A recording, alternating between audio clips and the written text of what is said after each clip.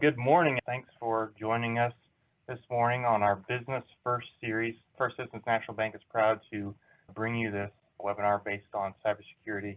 We're really excited. As many of you probably know, the bank did a survey at the beginning of the year where we surveyed North Central Ohio local businesses to try and see how they survived through the pandemic. What are the key things that keeping them up at night? And we presented those results earlier in the year, and if you haven't seen those, go ahead and go to trustfcmb.com and you can see the survey results in the video. But out of those key findings, the bank has worked hard to produce a content series to help address those key findings, and we find it really important for us as a bank and as a trusted partner of yours to bring you content expertise that are going to help you be successful in your business. And so this is the first webinar event of that series.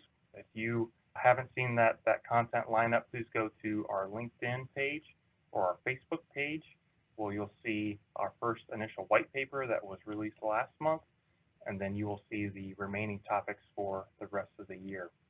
So we're really excited about this particular one. We've got a couple folks that I want to introduce quickly myself. I am Jevin Riley. I'm the Chief Operating and Chief Information Officer for First Citizens National Bank. I've also got Nate Treadway on the line here. He's the bank's IT manager. And then we've also got Scott Montgomery, who I'll introduce here a little bit further in a second. So some housekeeping. Everybody's muted during this webinar. The webinar is going to be recorded. If you have any questions during the webinar, please submit them via the Q&A button at the bottom of your screen, where we're hoping to have a lot of good roundtable discussion here at the end of the presentation, or we can chime in with questions from the audience during Scott's presentation.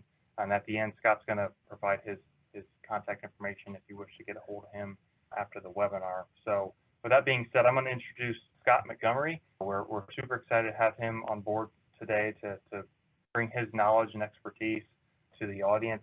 Scott is a security practice lead at OST, and as you can see, he's got a huge amount of credentials here that I'll let him talk about a little bit. As you can tell, I think probably from the screen, Scott's been working hard on his beard here over the last few months. But with that being said, I'm going to hand this over to Scott, and he's going to take us through his presentation, and we're really excited to have him. So Scott, take it away.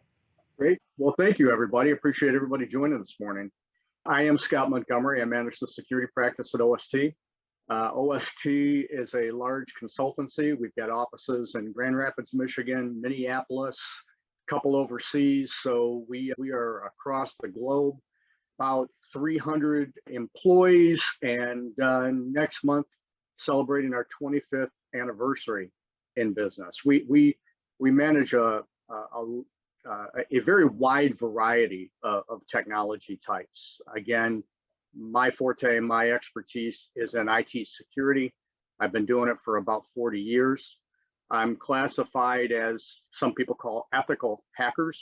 So my job is to get into things that I'm not supposed to, but only under contract and under the direction of a client. So I don't do that by myself by any means, but I use the same skills a hacker would. So I'm kind of the good guy working against the bad guys for the purpose of protecting you and your organizations. The presentation today is really to try to communicate the standard issues that we see across almost every type of organization. Now, I should say about 80% of the audits that my team performs are in what's called the regulated industry. So these are industries that have a continual stream of auditors and examiners coming in and reviewing what they're doing, and then putting together reports, and then the organization actually stopping that process. So when it comes to what we're going to be talking about today, we're going to be talking about not everything that's in the area of security, but those that we're seeing as common issues. I'm going to try to address each of the items that we bring to your attention as an issue, so that you'll have a little bit of background of what your organizations can be doing to actually resolve the issues. In addition to that, we're going to be talking about some expanded processes or procedures that every organization can be following when it comes to improving their IT security.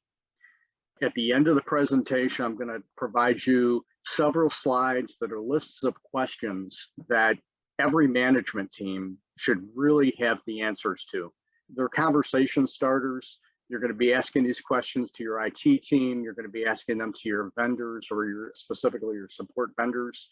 And they're really just to kind of gauge, how much they have your back. What are the things going on behind the scenes? Are there issues or processes or procedures that can be expanded upon? Now, if you have a very small organization, not all of these are going to actually be relevant. I understand that, but you should at least be able to understand why that question is being asked. So let's go ahead. We're going to jump into the first subject here. The subject that's near and dear to everybody's heart is passwords, right? We are all told everything's got to have a password. Well, what are we seeing when we go in to do our IT security audits? We're actually seeing a lot of very consistent passwords being used.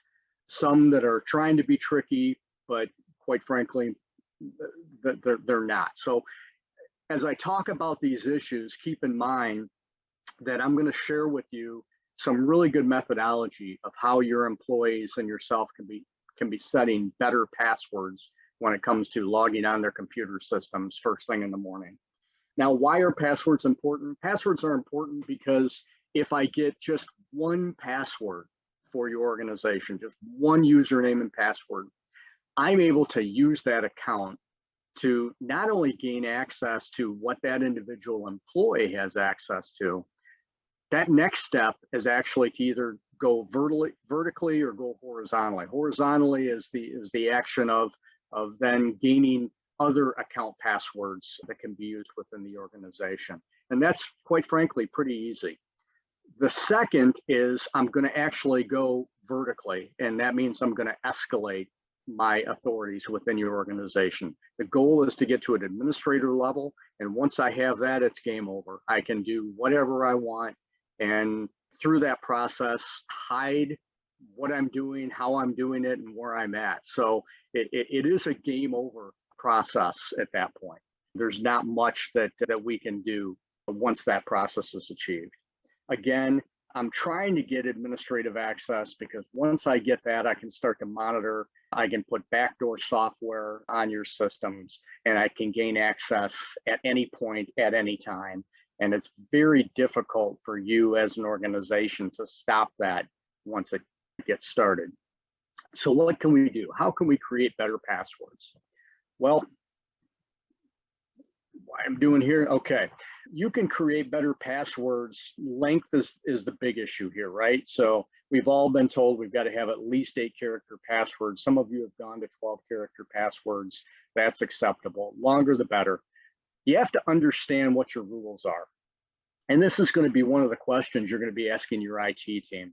What are the rules? How long do our passwords need to be? You don't want to just find this out when you go to change your password the next time. We all get that message that says no, password needs to be longer, it needs to have a special character, it needs to have a capital number or a capital letter, it needs to have a special character. The issue that we have is our humans will likely create the simplest possible password that they can using the rules that they're required to use. So instead of talking about things, the different methodologies you can use to create passwords, I like to talk about the rules of what you should never do. And that's just a little bit different. So what should you never do?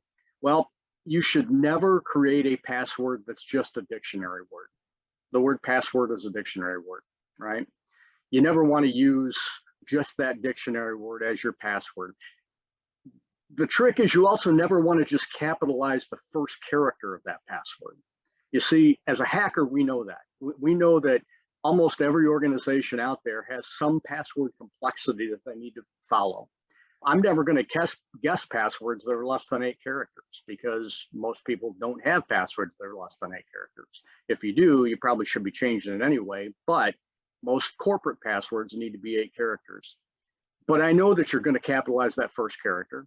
I know that if you have to have a number or a special character, all you're going to do is add that to the end, right? So once I understand this rule, are those rules. I can write software that actually says use just these rules when trying to crack a password. What else do I know? I know that many of the passwords are going to use seasons. Somewhere in your organization right now, if you have more than 10 employees, somebody's using the password of summer 2022 or summer 22. And it's probably a capital S in summer. And if there's a special character, it's going to be tacked on right to the end. It's going to be the last character of that password. So by telling you that, you can go through that exercise to make sure you're not doing it. Now, the sad thing is we can't set rules to stop people from doing this. This is a training exercise. So your employees need to be told, these are the rules, but these are the things we don't want you to do. Eventually, we'll get to the point where the technology will catch up with human nature and we'll be able to stop that, okay? There are several other things we don't ever want you to put in your password. One would be your company name or the acronym for your company name, or a word that kind of matches the industry, okay? So if you're a bank, you never want to use the word banking or finance or something else within the password. And you never want to use the word password in any derivative, right? And this is something we often see. I used to do a challenge to my clients, and I'd go through their audit, and I would challenge the CIO or the CSO with the exercise of, I will find at least one account that has the word password and some derivative as their password. And I don't care how fancy you get. I don't care if it's, password with a capital P and a 1, 2, 3 at the end of it, or a password one, or using what we call leak speak. And leak speak is common letter substitution. So this would be, I'm going to change my A to an ampersand, or instead of an I, I'm going to use an L. We know these. We've got software that does leak speak for us. And it does it very, very quickly. It'll go through thousands of iterations in a couple seconds. So it doesn't take us long to get to that point. And the leak speak that we tend to substitute most often is in the word password, because somewhere somebody's using that as their password. So just don't do it, right? The other point that I want to get across is you are probably in good control of communicating what your expectations are to your employees. But the piece that's often missing is what your vendors have to do as far as when they create accounts, when they're implementing products on your behalf, or they're supporting you on your behalf. You want to make sure that they're following those same standards. I often tell the joke, and this is not only dealing with passwords, but it deals with every single security policy and practice that an organization has. There are two groups that will break every rule. Those two groups are IT and executive management. So everybody else is following the rules, but those two groups tend to stand off on their own and do their own thing, feeling that they don't have to do what needs to take place. So you need to kind of lead by example here and make sure you're doing exactly what you're telling your employees to do. Your vendors need to do the exact same thing. They need to be held at a much higher standard than your organizational employees do. You also want to make sure that when you're going through your third-party audit, that this is something that's actually reviewed. You don't want to crack passwords yourself individually. You don't want to assess their strength. You need to have plausible deniability as an organization, because somewhere, sometime, an attorney's going to step up and say, wait a minute, my client might have done something wrong, but they are not the only person that have their passwords. Somebody could have represented them because they have the ability to crack passwords internally. So you never want to have that ability. You always want to separate that out to your third-party audit. And then once a password is discovered or cracked, that individual obviously would have to change their password so that nobody knows what their passwords are ever again. That's kind of the goal to go through, okay? So passwords are a very strong subject. There's something we're going to hit on quite a bit. There are different types of passwords. The ones that I'm talking about right now are the Control-Alt-Delete, that first password you enter when you're logging onto something for the first time. The other things that we're going to actually talk about are enhanced security. When do you put enhanced? Scott, Yes. I've got a great question here that came into the Sure. Q&A I want to ask here before we move on. So the question came in and asked, do hackers use software to generate the passwords to test the system, or they just guess? You want to talk about that a little bit? Both, both. Guessing is something that's actually pretty simple, but it's a lost art. My team actually pokes a little bit of fun at me because I've been doing this for so long. So I'm kind of the old man of the group, right? I've been doing it for 40 years. I've been doing this longer than most of my staff have even been alive. They tend to use software and processes to actually discover passwords, whether they're actually watching what's going on in the network, kind of sniffing the network, or going through certain methodology to get to a password. I simply guess. Okay.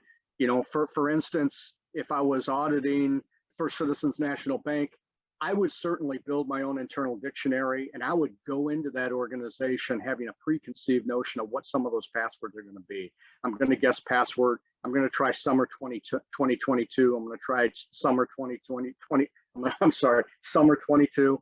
I'm going to hit the acronym FCNB. I'm going to hit that hard because somewhere somebody's using a derivative of that password as a password. So I guess I will guess standard accounts because I know based upon certain products that I see being implemented, whether there are certain backup solutions for your data, monitoring software, different packages tend to use very similar passwords for their account name.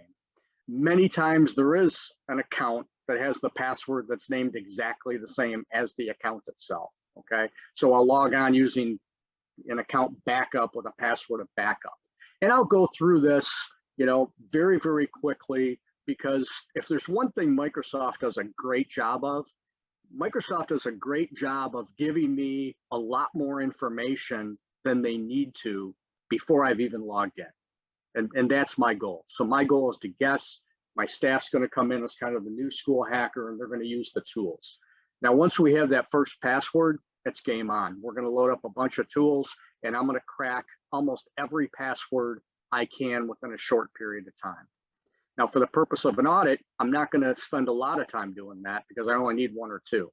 If I was the bad guy, I'm going to leave your organization with all the password hashes, and I'm going to crack them offline. So by the time I'm done, and that could be a day, it could be a week, I will have every password that you get assigned to every account.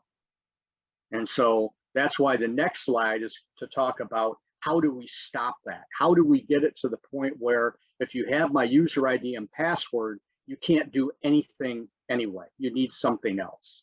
So let's talk about that. Did that answer that question, Devin? It did. With an additional question come in that was asking about what do you recommend for storing passwords? So, some type of digital solution. What do you recommend for that? I think the simplest thing to do is to write a password down. That's the simplest thing to do. Now, you don't want to write that down on a yellow sticky note and put it on the front of your monitor. You don't want to put it under your keyboard. You want to put it in a filing cabinet in a locked drawer, okay? Sealed envelope if you need to, but find a way where it's completely secure in itself. It is important. We all have a lot of things that we have passwords assigned to, okay? We don't need a lot of passwords, and there's the big difference. I ask this question a lot in my seminars, how many people have more than 20 passwords? And everybody raises their hand. And I can tell you right now, the last thing I have on my inventory is about, 130 different accounts to log into things. I use 3 different passwords. So you can do everything you need to do with very consistent passwords. Now, when I say 3 different passwords, these are 3 classes of passwords. I use what we call an identification model. So I have a root password that's very complex. It's about 10 characters long. And then what I do is at the end of that, I tack on the name of what it is I'm logging into. So if my password was fat2cat with a capital F and a capital C, I might put the word Facebook at the end of it or bank at the end of it. And that's the identifier to tell me what it is that I'm logging into. It adds length to the password, but it tells me what it is I'm logging into. So I know how, because you don't want to use the exact same password for everything you're logging into. but you certainly don't have to have 30 different passwords that are completely and utterly different. Because if you do that, the only way you're going to remember the password is to write it down. I got to the point where I can keep these 3 different classes of passwords and I don't have to write them down. I do have them written down because that's a good thing to do, but I keep that document very well protected, so it's locked up. You can use software to do the same thing. I'm not a big fan of software that's hosted on somebody's website because websites get hacked every day, and you don't want to give that information up. So writing it down and keeping it safe is probably the simplest thing to do. Even though we've been told for years, don't write your passwords down. I'm telling you right now, it's okay to write your password down. Okay, we just have too many of them. Make sense? Okay. When we get into enhanced authentication, this is the only method where you're going to be able to provide somebody your user ID and password, or assume it's going to be hacked at some point. But it doesn't give that hacker the ability to log in, because there's another point. It's multi-factor. It's that second factor that's required to log in. A second factor is something you don't need to do every time. It's usually once it's done the first time from that first location, you may not ever be asked for it again. But if you go to a hotel, if you go to a Starbucks, if you know you're at somebody else's network and you try to log on, it may ask you for that third party or for that factor key again. There are many different ways to do this, but it's really the only methodology, affordable methodology, that's going to stop a hacker from password guessing and getting access to what you have. The difference would be if they had that security token, whether it's coming through on your phone or through an RSA key or a USB token. If they have that and know your password, they are actually impersonating you, and there's not much that's going to stop them from that. It's very difficult to do. And yes, you can read about the fact that these things are hacked. They are. It's very few and far between. And trust me, you are not the target of that hack. Something else is. So using enhanced authentication through security tokens and multi-factor authentication is very important. You know, we're constantly getting spam messages. If I wake up in the morning on just my corporate account, I'm probably getting 50% spam, no matter what I do, no matter how much filtering or anything else that's going on at the corporate level, I'm going to get spam messages. They've just gotten that good. So it's not necessarily just clicking on that spam message, it's doing what's in the content of that spam management or message that can lead to a breach. You know, clicking on these links that somebody is sending you. It's unnerving to me how many times somebody will open up their email, see a message, open up the message, click on a link, and the first thing that comes up is what looks like a Windows login screen. And what does the person do? They re-enter their user ID and password. And all you're really doing is handing that user ID and password right back to the person that sent you that message. And by the time you can call your IT staff and change your password and everything else, they're done. They've got everything they need to have. It's that quick. We're also seeing a lot of new spam messages come in through SMS or texting. I get at least one a day. The trick is delete the message. Don't ever respond back to it in any way. Just delete it. Okay? Because that's a very dangerous process, is to start clicking on these messages. So that's really what the hackers are doing. They're trying to get information or hacking payloads to you for the purpose of you clicking on them. And humans are curious, right? It's like, I gotta know what's going on. Did I really win a $50 gift certificate? Right? You didn't. You certainly are not winning $1 million or getting $1 million left to you from a Nigerian relative. That's not happening. So don't fall for that. You know, over a short history, we've got millions of breaches. There are websites that publish these breaches.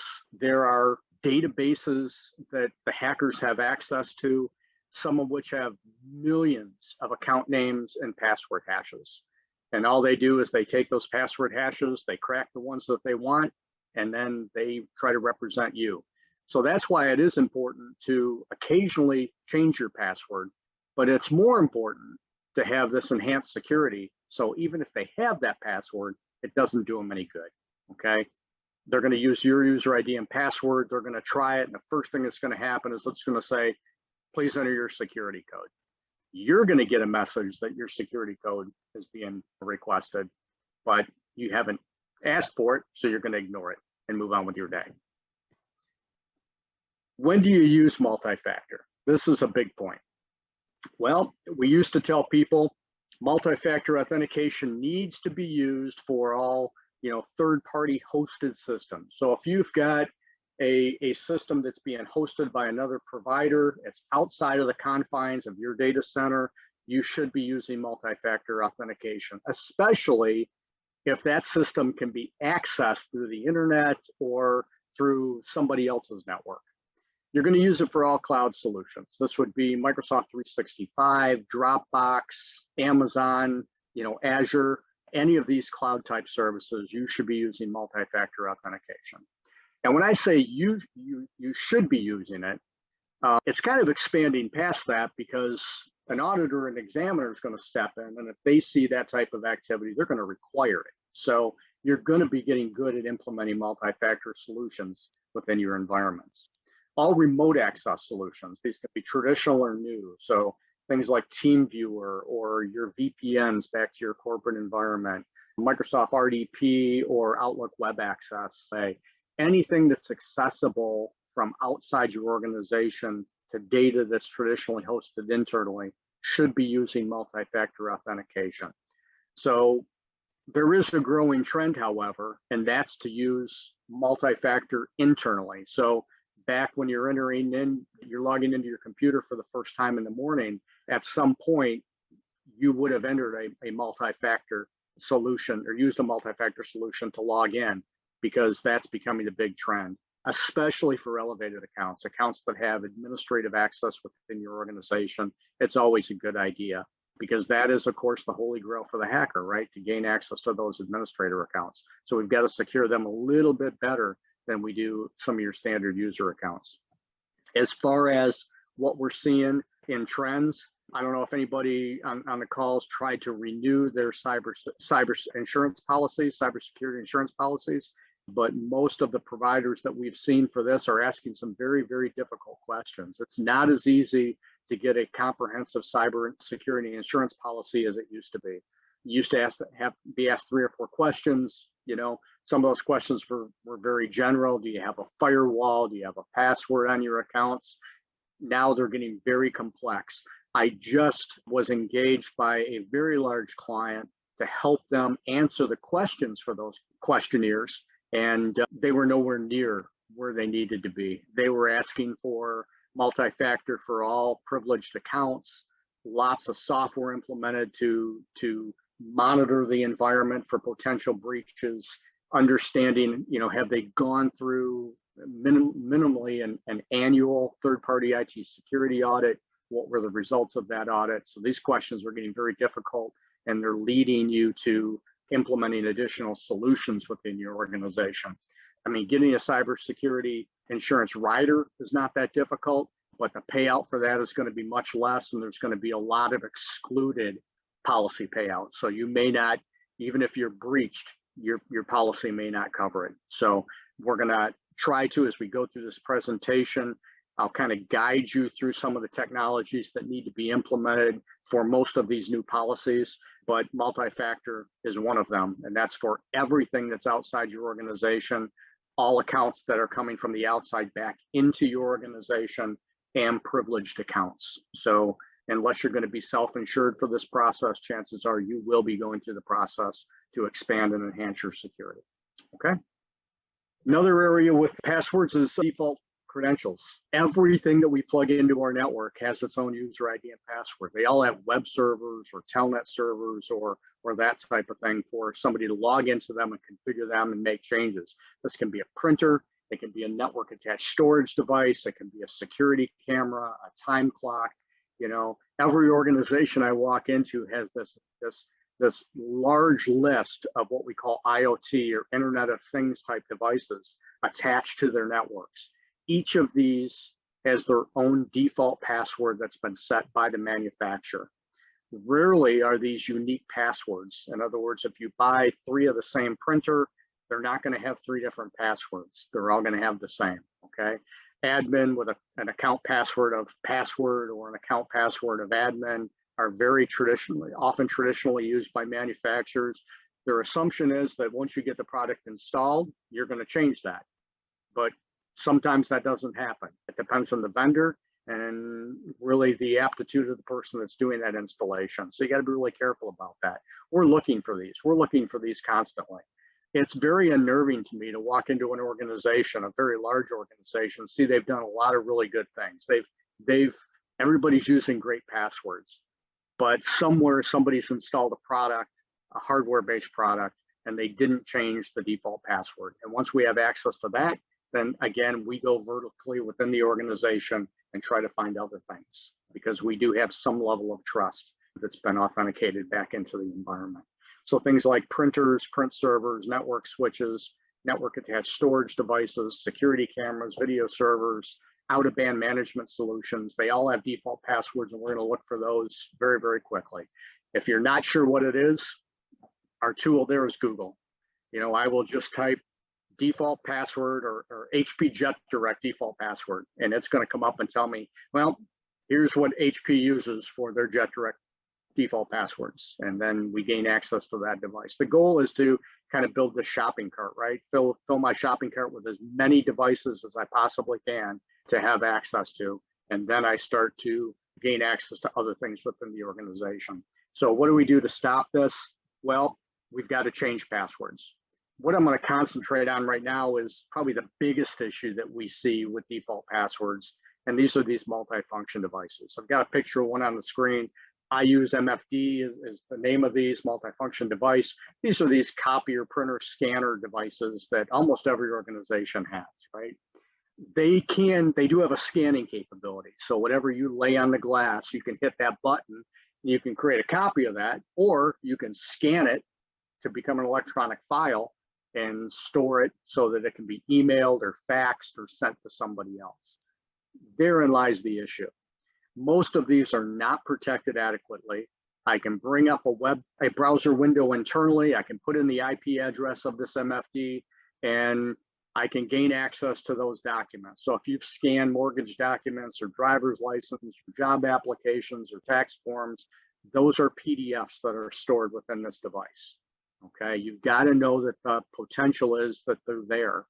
They're designed so you can put standard forms, scan standard forms, and have them readily available for somebody to use, like a fax cover sheet, right, or letterhead. But often somebody will hit the wrong button and scan it instead of copying it. And since they don't know they scanned it, they just walk away from the machine, and all of a sudden might realize in a future audit that document has been scanned and is on the hard drive of that device. So you've got to go through a regular process of making sure that hasn't been done. That can be a self-audit type of thing that every organization can go through. Because if you don't, if we're hired to do your audit, we're going to find those documents and we're going to present them to you. And there's a lot of personal information that's left behind on these units, okay? Address books are the same way. They all have address book functionalities so that you can pre-enter a list of employees and email addresses and fax phone numbers, and then use those address books to kind of shortcut to sending a fax out or sending somebody else a document. If those are not secure, I'm going to gain access to this MFD, and I may change your fax phone number to be my fax phone number, so that when you think maybe you're sending a form off to the bank, that form's going to come to me. It'll be a successful fax. You'll see it go out.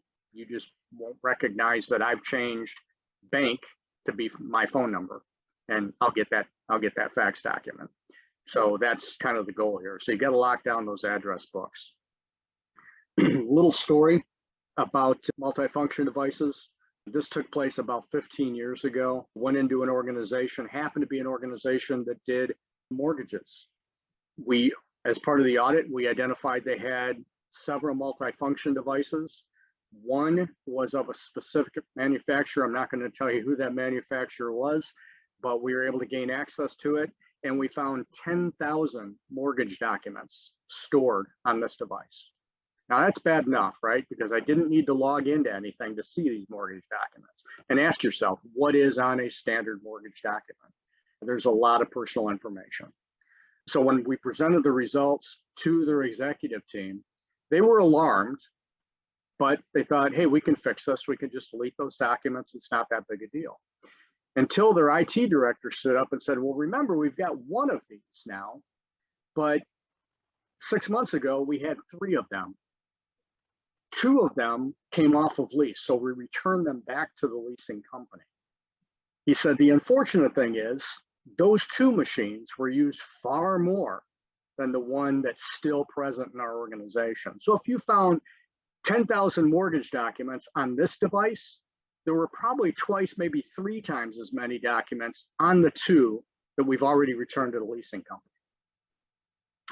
So they quickly called the leasing company and asked, what is your process for scrubbing those hard drives, for cleaning them off? And the leasing company said, we have no internal process. Your lease is over. We took those 2 devices and we sold them on eBay. We sold them for a couple $100, and they still sold not only the copy machine, but likely 10 to 20,000 mortgage documents. They were stuck in a very, very difficult situation. So they had to do a complete notification of all their clients because they had no idea which documents were lost, only that there was a good probability that somebody has them. I'm going to tell you what, hackers will look through eBay, they will look through Craigslist. They are looking for these types of devices because they know it's good money spent. If it's going to cost them a couple $100 to buy this device and there are documents on it, they're going to get their money back very, very quickly. And if they don't, all they're going to do is sell the device, probably for what they used or what they spent on buying it. So it's not going to cost them any money, and it's a good exercise. So you've got to scrub those machines. Your lease documents you should never give up rights to the hard drives of these devices. So if you're returning the copy printer scanner to the leasing company, make sure it's built in there that you're keeping the hard drive. They're going to remove that and give it to you so you can physically destroy it before they take that device back. Okay, so that's the first of a couple stories we're going to actually share today.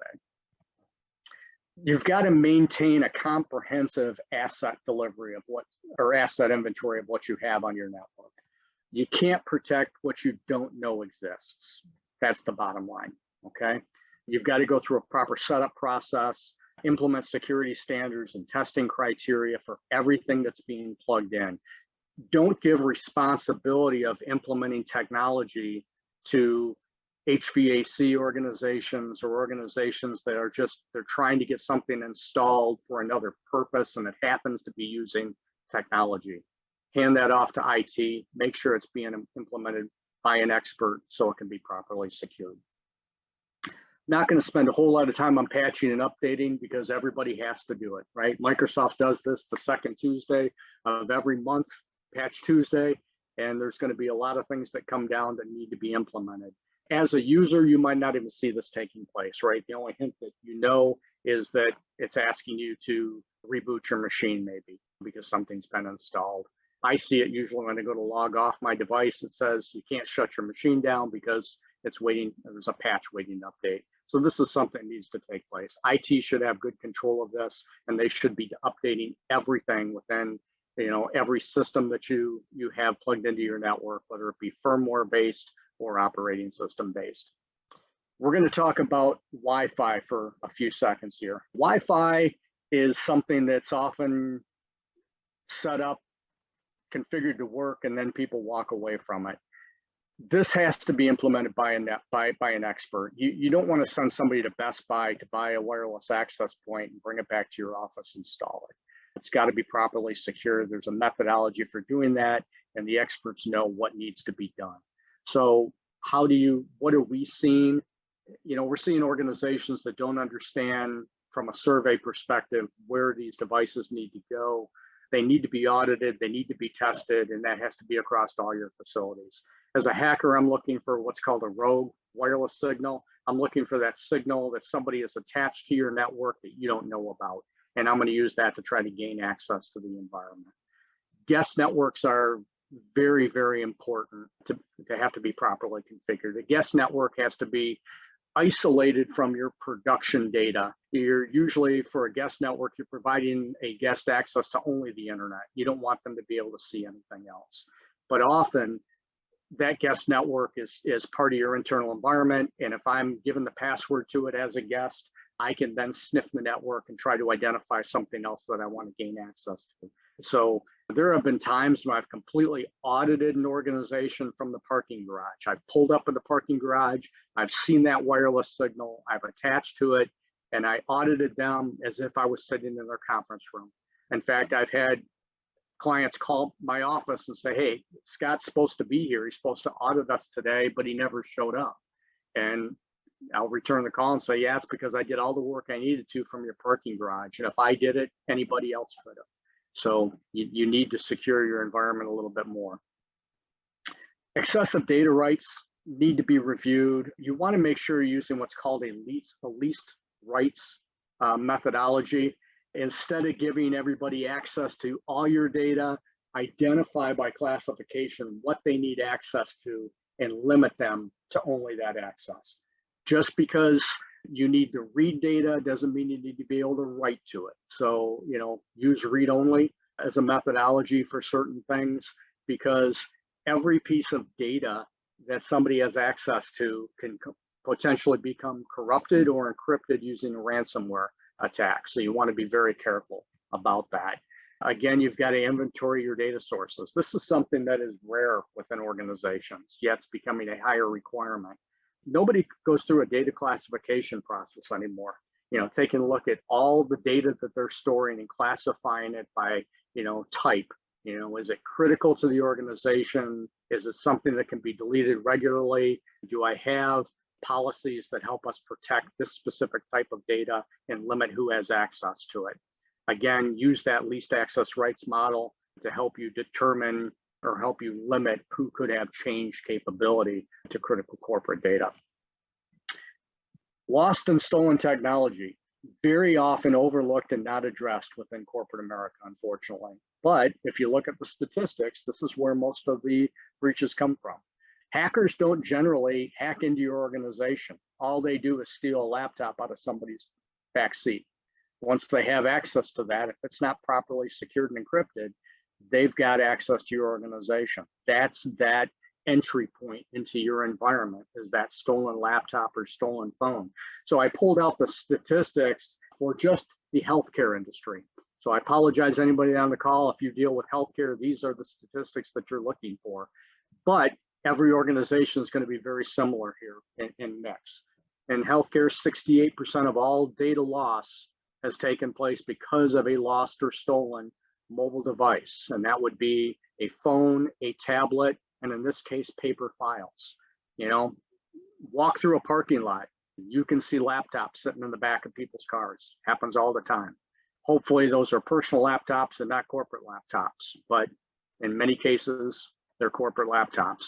48% of all data loss occurs from stolen laptops, desktops, and mobile phones. So that's kind of excluding the paper side of things. So you can do the math there. You can see that about 20% of these are all paper files, because people don't secure them at the same level that they secure their technology. Yet both need to be held in very high security. Less than 23% of all data breaches are using people on the bad side of what I do. These are people that hack into your environment. So theft is much easier than hacking. It's much easier to break somebody's window and steal their laptop than it is to hack into a corporate environment. So just know that. Again, you've got to encrypt everything. I'm going to jump down to a policy related story. And this is a fun one. About 25 years ago, I was auditing a big bank in a big Midwest city. The city was on Lake Michigan. I'll just tell you that. Lots of tall buildings around. But anyway, CEO was very, very proud of the new policies that he has implemented. One of these was a disposal and destruction policy. We all have that process where we have somebody come and take all the paper that we've created over the years and they shred it, right? That's what they do. Well, he decided he was going to work with an organization that drove a truck to his front door, loaded up the shred bins or the big baskets full of paper, and drove off with it for the purpose of shredding it. That's what he was told. We shred every piece of paper that is put into this truck. So as their auditor, I said, I want to see that, right? I see what their contract says, but I want to see the process. So he said, great, let's go. We were going to lunch anyway, so we jumped in his car. We drove to the shredding company. Well, we pull into this very industrial area and go through a very secure gate, and we're pulling into a big opening. It looks like a big pole barn. I'm looking in the pole barn and I see that there are 3 conveyor belts, right? And these conveyor belts are going up to a big industrial shredder. And then behind that is a furnace, is an incinerator.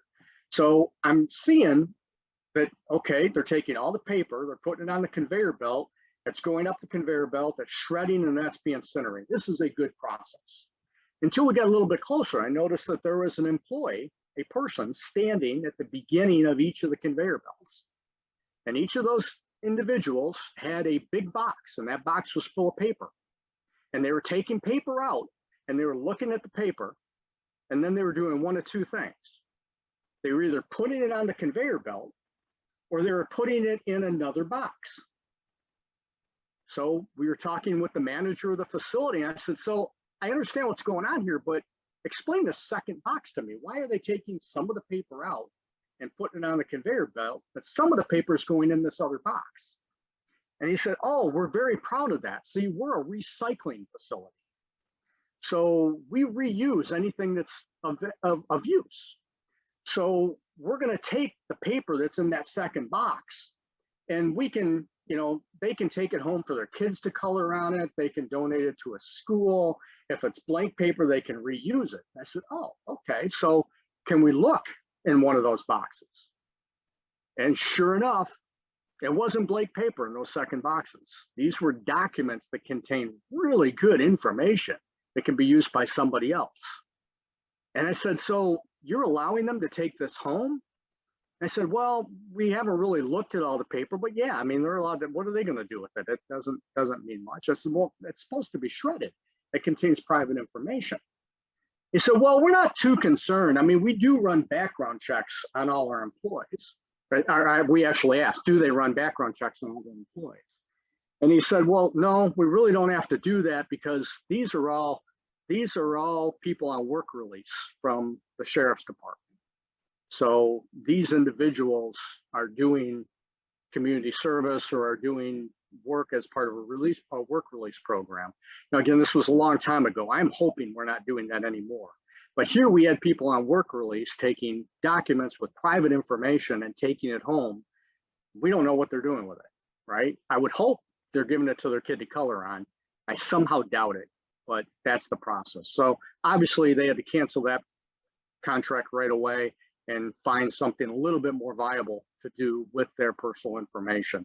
So that's why you've got to not only have the process, you've got to audit the process. You really need to understand what's going on, okay?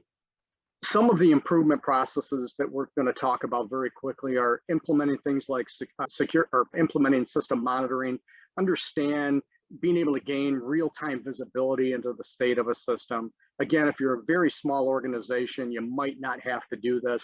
You'll know a system isn't working because it's not doing what it's supposed to be doing. But if you're a large organization, you've got to have that real-time view of what's going on. Centralized log collection is another big one. Organizations need to collect logs on everything that's going on with their environment. This is our forensics trail, right? So if you call me at 3 in the morning because you've been hacked and you want to understand what the hacker did, if you're not collecting centralized logs, there's no forensics trail. There's nothing I can look at to say what they did. So we just have to assume that they've done the very worst and they're using this information against you. Scrutinize your backup process and restoration process so all critical data is being backed up, being retained properly encrypted if it's leaving your facility, that type of thing. Implement web and DNS filtering, protect the employees from themselves, right? So that they don't accidentally bring up a website that has very objectionable or potentially dangerous web content that's going to be in full view for everybody. And ask a lot of questions, require complete documentation. IT generally in recent history has been horrible at documenting. So you've got to document what's taken place within your organization, how it's been implemented, how it's been secured. All the common questions need to be asked there. Now, as far as things that I want you to go back and talk to your IT staff about, these are going to be, how do I have an asset inventory? Does somebody know everything that's part of our organization? Are there asset tags assigned? Do we know the serial numbers? Is there a description, warranty information, that type of thing? Know about your backup process. Your data backup is very important. It's your last resort. If things go south quickly, it's where the experts are going to go to take all that data and put it back in a fresh state within your environment so that your business can keep going. It's so sad how many times we respond to an incident and there's been a rampant ransomware infection. Everything's encrypted. We don't have the passwords. Nobody has, a couple Bitcoin that they can spend to recover that encryption key. So we'll say, let's just delete everything and restore from tape. We go to the backup solution and realize, nope, there's nothing here. It says it's been backing up, but it hasn't. And nobody's bothered to test it. So you have no data anymore. There's nothing we can do to help you unless you want to pay that ransomware. You're done. And that's a tough conversation to have with an executive. So we've had many instances, unfortunately, more than we need to. The last story here is, this was healthcare. We had a CFO that received a spam message. That spam message contained a ransomware attack. The CFO realized really quickly that he had unfortunately encrypted a lot of the data he had access to. Now, as a CFO, he had access to a lot of information. But the worst thing he did was sent that same message to somebody in IT and said, hey, I think I've got an issue here. This is the message I clicked on. Can you take a look at it? Well, the person in IT saw the message, saw it came from the CFO, so they opened it and they clicked on it and started to encrypt the data that they had access to. The unfortunate thing was they were logged on with an administrator account, and therefore every data store that they had, health information, everything was completely encrypted and left inaccessible by the organization. So we needed to restore from tape. They didn't have a good backup. The last backup that they had that was working was several weeks old, and so they lost a lot of information. That took a lot of attention from the executive team, from lawyers, from everybody else to get this process back up and running. And what they paid for the total resolution was in the 6 digits to actually get the data back that they needed to have. So it's a very, very dangerous process. So what are some of the other questions? Understanding what your password rules are, what your lockout policy is. Do you have a plan for lost, stolen, or decommissioned technology? What happens with that data for all the PCs that are taken out of production and put in a closet someplace? Are they sold on eBay? Do employees have the ability to buy them and take them home? So who's actually destroyed the data that's been left on those devices before they walk out the door? That's important. Who has access to your Wi-Fi? What does it provide access to? Has it been tested? Do you have a good change management process? Is there a backup plan if something goes wrong through a change process? What is your bring your own device, BYOD policy? Do you allow employees to buy their own equipment and bring it in? Do you allow their personal cell phone to be used for business activities such as receiving corporate email? Where should you be using multi-factor authentication and how quickly can you get there? What is the budget for that? Can I be assured that all devices are encrypted properly, reducing the potential for loss or theft of data from devices? And talk about DLP or data loss prevention. Are you blocking people from using a flash drive, a USB flash drive, and offloading corporate data? Can they take a corporate email and write a rule to forward that to a private Gmail account? These are all things that lead to losses of data in ways that the organization doesn't know about. So you got to start asking these questions, okay? So that's a short list of the type of questions. I think at this point, we've hit our time. Went a little bit long, but I do want to open up for questions. So I'm going to go ahead and stop the share of this presentation, turn it back to Jevin, and he can actually provide some context for the questions. Yeah, thanks, Scott. This is great information, and unfortunately, I think you probably scared quite a few people this morning, but I say that in a good way. Do you have any just kind of perspective in terms of, you've obviously worked with a lot of different industries. Can you talk a little bit about how different industries might treat IT and cybersecurity from a priority perspective? What's your experience with that? It's changing. We're seeing a lot of third-party support vendors being hired to do some of the more difficult tasks within organizations. Obviously, budget is going to be a big constraint here. So larger the organization, the more likely they have their own IT staff, or they have their own expertise for the systems that are kind of unique for them. I try to guide clients to say there's a very big distinction between what it takes to implement a solution and what it takes to manage and maintain that system. And to manage and maintain a system takes a completely different type of expertise, right? It's a longer path. You're dealing with it more often, but it could be very, very complex to implement. So hire an expert, hire the vendor the manufacturer to do that implementation, because they know it better than anybody else. They're more likely to get the installation right and then train the internal staff to kind of care and feed for it over a period of time. That's going to be very important, but keep it up to date. Often I see these very complex systems, especially in healthcare and banking, they get implemented and the vendor says, okay, now don't touch it, right? Don't apply any updates, don't do anything because it's working.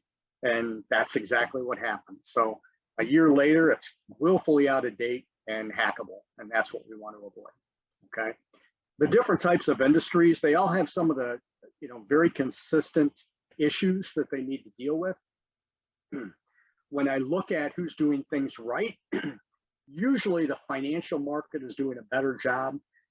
I attribute that to the fact that they're usually larger organizations. They have a better relationship with vendors that install these products. More importantly, they have this constant stream of auditors and examiners that are asking very, very difficult questions. It should be the same way in healthcare, but it's not. They hire a lot of vendors to install very proprietary pieces of equipment, and then they leave it alone.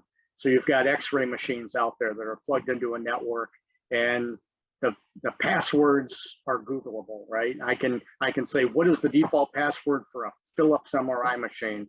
And it'll tell me, and we just log into it. And right there is the store for all the imaging that's taken place, and it's all EPHI, every piece of it, because it's got a patient name stamped right on it. So we've got to avoid those types of things. So I talked about who's doing it right. And if I do a stair step type thing, I'd put, finance up at the top. I'd put, private industry, especially the service industry, whether they be, law firms or accounting firms, they're tending to do better job. You've got healthcare in there. Then you've got maybe educational components, colleges, that type of thing.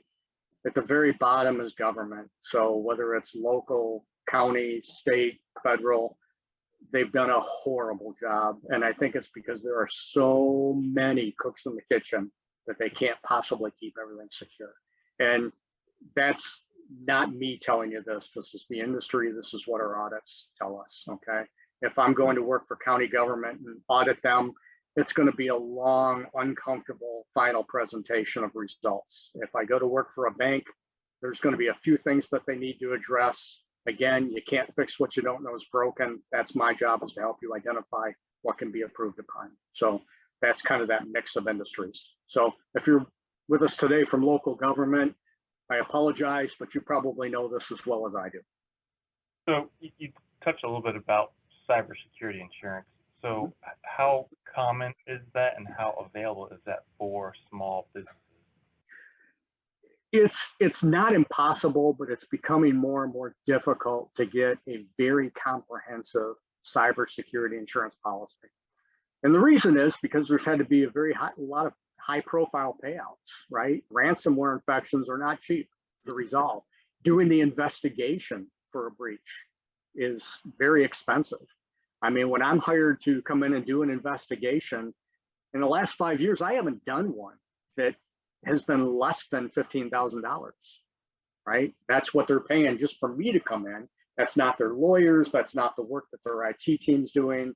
That's not the response to the breach. That's just the investigation piece. So they are very, very expensive. And the insurance companies know this. So they want to make sure you're doing everything in your power to secure the environment. And they're going to ask a lot of uncomfortable questions. And the cost of that policy is going to be based upon how secure you actually are. You can get riders, just like you can add, a jewelry rider to your homeowner's policy. It's inexpensive, but it doesn't necessarily cover at a very high value. So you may find yourself getting into a cybersecurity policy that doesn't cover ransomware attacks or doesn't cover employee-led breaches. You want it to cover almost everything because, frankly, I can't tell you where that breach is going to come from. We had an additional question coming here, in regards to, are there any specific challenges related to e-commerce that business need to be cognizant of?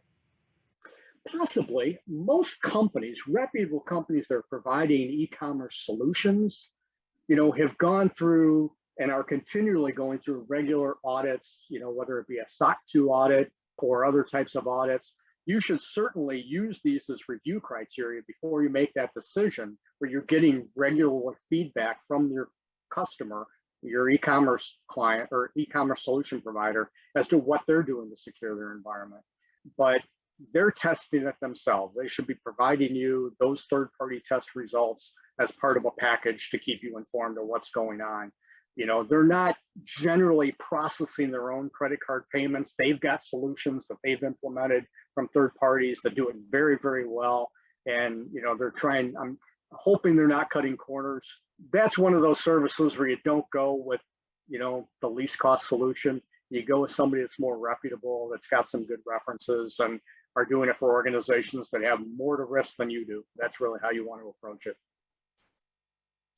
Scott, you want to talk a little bit maybe about the pros and cons of biometric authentication? I don't think we touched on that very much, but do you find that to be, more effective as a form of authentication as opposed to just regular password authentication?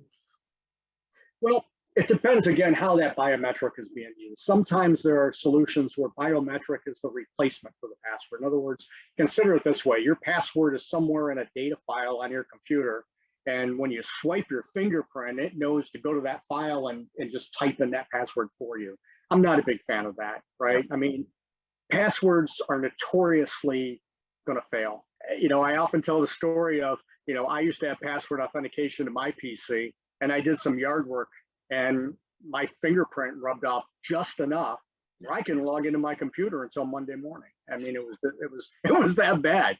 So unless you're training all 10 of your fingers, you've got to have a backup plan there. Yep. Biometric can be expensive to add on, right? And so, if you're looking for quick access to a device, like if you're in healthcare and you need to gain access to a device very, very quickly, you probably don't want to be using biometric. You probably want to be using some type of proximity reader or a security card that's put in a slot, something that you're physically carrying with you, right? So I'm not a huge fan anymore of these biometric tools that are used to gain authentication, especially for the enhanced multi-factor type of authentication, because it is prone to failure. Yeah. Yep. Got another question coming here, and I think I know the unfortunate answer to it. But talk about ransomware attacks and becoming more prevalent, and really just the question of how often are these criminals identified and prosecuted? Never. I mean, I could get a personal email from the hacker themselves. These are all crime organizations that are overseas. I got to tell you, some of these crime organizations that participate in ransomware, they have better customer service than Amazon, right? You can call their 800 number, you can ask them questions. They know how to answer your calls. They're going to be very polite. The only difference is you're going to provide them Bitcoin to get the answer, for the encryption key to get your data back. But they're going to do it in a nicer way than any customer support organization out there. They do it a lot, and that's because they do it a lot. You are receiving emails often that have ransomware payloads. You probably are just not clicking on them, not falling for the issue. Okay, I've fallen for one myself, right? I mean, it happens. right around Christmas time every year, you get these spam email messages that say, hey, track your UPS shipment. If you happen to get that message 5 minutes after you've just been on Amazon and purchased a Christmas gift, you're going to click on it to say, hey, how quick is it going to get to me? And clicking on that is the wrong thing to do. So just delete it. Scott, we certainly appreciate your time. If you would be willing, go ahead and share your screen. I think you've got your contact information. I do. To have that available for everybody. And I just want to, kind of wrap up here and thank you, Scott, for your time and your expertise in sharing it with the audience today. I do want to just let everybody know, again, we talked about at the beginning of the webinar about, the Business First series that First Citizens is putting on, and, really putting out and creating content that is going to be extremely valuable for local small businesses. And so obviously this cybersecurity webinar was one of those pieces of the content series. If you go and look at our Facebook page, look at LinkedIn, you'll be able to see the topics for the upcoming content for the remainder of the year. We've got some really exciting stuff coming up in terms of economics, inflation, agricultural, HR, you name it. We've got a great series coming up here. So as you can see here, Scott's information on the screen here. If you've got any questions or concerns for him, please don't hesitate to reach out to him directly.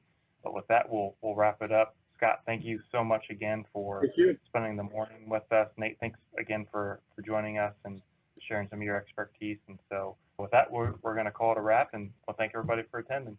Thanks, everybody. Thanks, everybody.